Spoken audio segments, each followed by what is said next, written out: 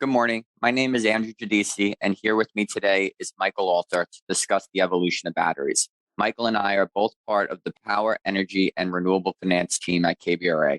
We recently published a research report that discusses the impact of energy storage on project and corporate credit.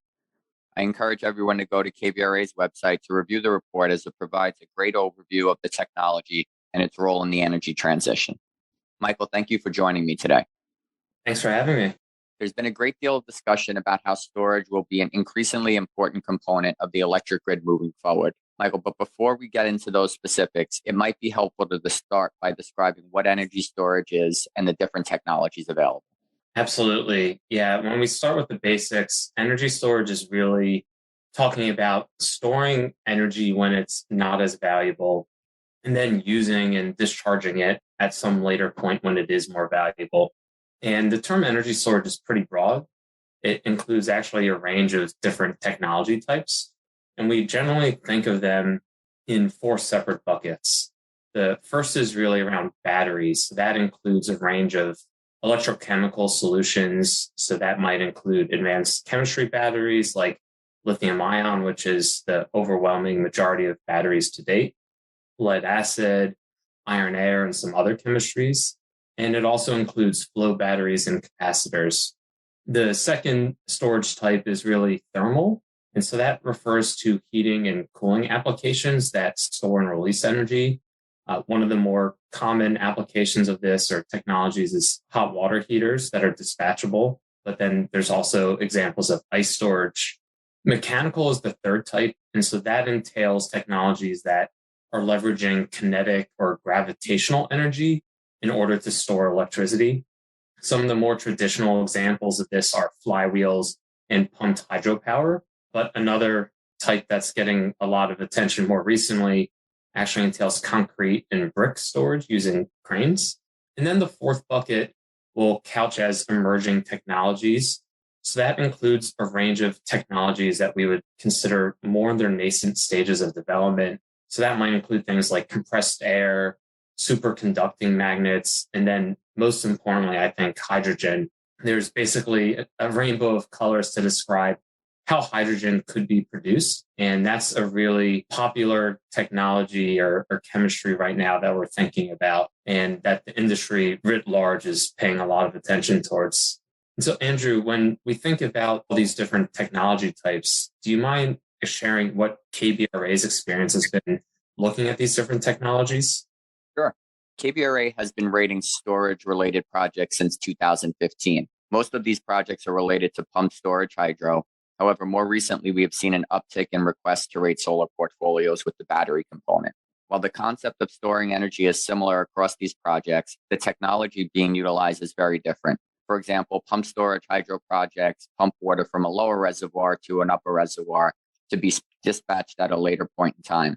These assets act like a giant battery, meaning they could release water from the upper reservoir at any point in time to generate electricity. These assets have many years of operational data and for the most part have perpetual useful lives. Conversely, battery technology combined with solar projects is relatively new. A focus of ours when reviewing these assets is the useful life of the batteries and the cost to replace them. In certain cases, these batteries could have a useful life of 10 years, but the financing plan may be of 20 years or more.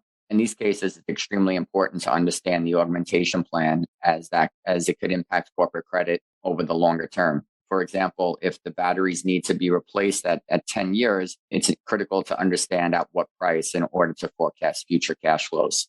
Although there are many variables that could impact the useful life of the asset, the owner's operational plan is one of the primary drivers. Mike, what are some of the more popular storage use cases that you're seeing, and which ones do you expect to be most common in project financings going forward? I don't think there's a industry-wide definition of use cases at this point. People call them by slightly different things, but the DOE has referred to one use case as facilitating an evolving grid. And I think that that's probably been the most common to date. And that entails a number of things. I think broadly, it refers to integrating renewables. So solar is not always generating electricity because the sun isn't always shining, and wind isn't always generating electricity because the wind isn't always blowing.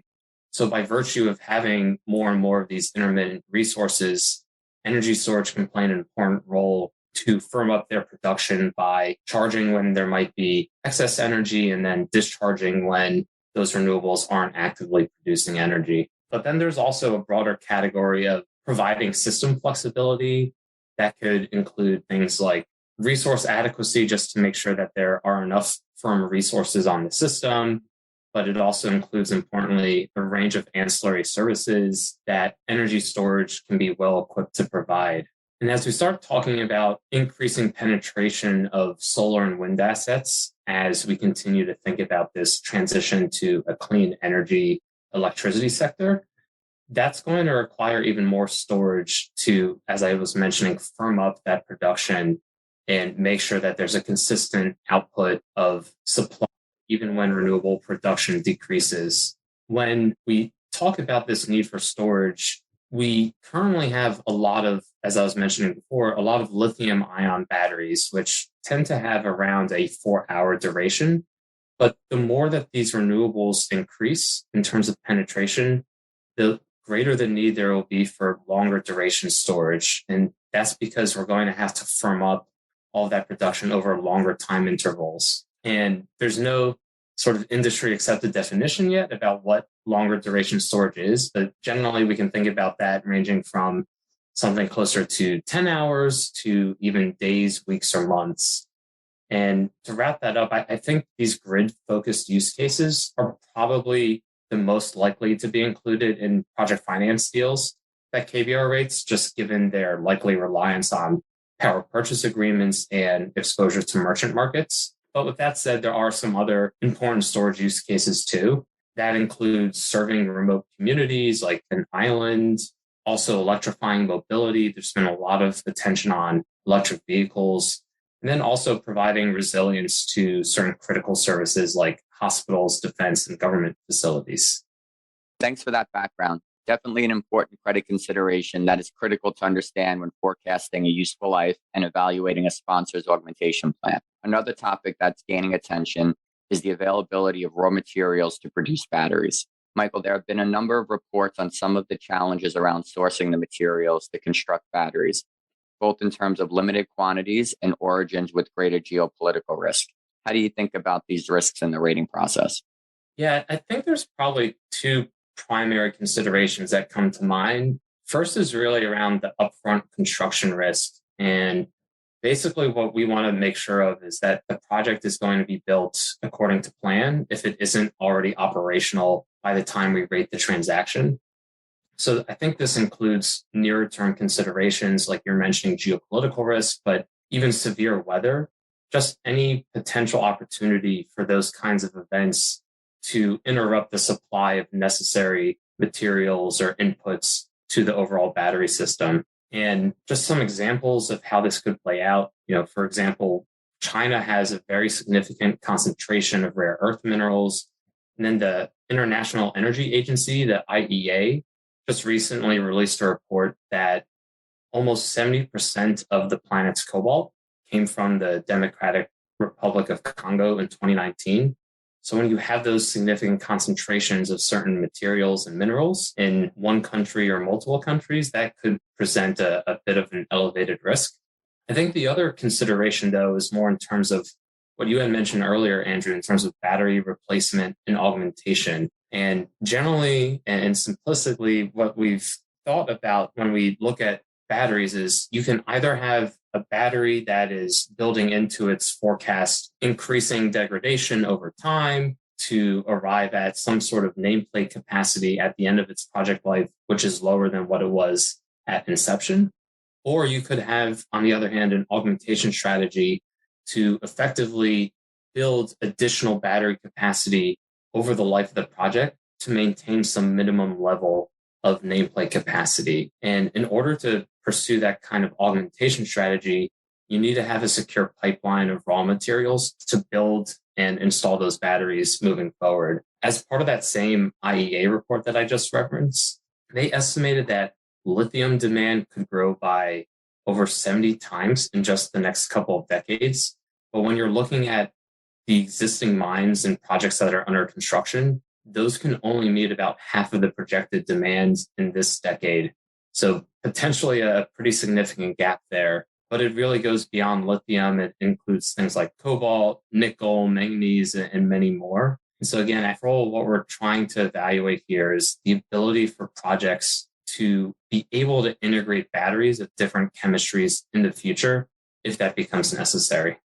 Great, thanks for that overview. And the topic of where the raw materials are coming from is definitely a hot topic. Many ESG investors are not only focusing on the operations of a specific project, but they also want to understand where the project is procuring its raw materials. This could be somewhat problematic for battery manufacturers if it's determined that the raw materials were produced from forced or child labor. Maybe, Michael, staying on the ESG topic, it could be helpful to understand more broadly how you're thinking about ESG risks across storage assets. Absolutely. This is definitely a timely topic. I think for the environmental component, I've already spoken about that to an extent, really stands to benefit by integrating renewables and displacing fossil fuel resources. When we talk about the potential for carbon regulation or other emissions to be regulated, storage, if it's charging from renewable resources, would not be in a bad position or stand to incur harm from those kinds of regulations. On the social side, and you were just talking about this briefly, but I think to add on top of that also, there has been a growing emphasis on resilience, just given the increased severity and frequency of severe weather. And storage can provide this by both being located centrally on the grid and providing some necessary backup, but also being located closer to actual load pockets. So even if there's an outage on the transmission system or even the distribution system, for instance, that storage can be located very close, if not directly at the load pocket, to provide much needed energy. And then finally, for governance, I think a lot of this depends on the specific project, but I think it's helpful to call out some of the important roles for different actors, one being regulators, and they're really in a position to establish frameworks for how energy storage can provide different services and how they might participate in the merchant market. Just as two leading examples of this from the Federal Energy Regulatory Commission, FERC, they issued Order 841 a few years ago to require all ISOs and RTOs to develop a participation model for energy storage. And then more recently, they issued Order 2222, also requiring ISOs and RTOs to develop a participation model, this time for distributed energy resources. But importantly, that can also include what we would couch as distributed storage. So an important role for regulators. Second is around policymakers. One of the key items for solar and wind have been the investment tax credit and production tax credit. And there's been talk of a similar ITC investment tax credit for storage potentially on a standalone basis. That could be an important development to keep track of. Also, there's the potential for tariffs to be imposed on certain supply chain components. We've seen that over recent years, and whether or not that continues or what that future trajectory of tariffs might be could have important implications. And then finally, I think the third actor is really around market operators and utilities, either as the off-taker for, say, a PPA or actually directly owning the storage. And they play an important role because they can actually influence and determine how storage is being valued and compensated.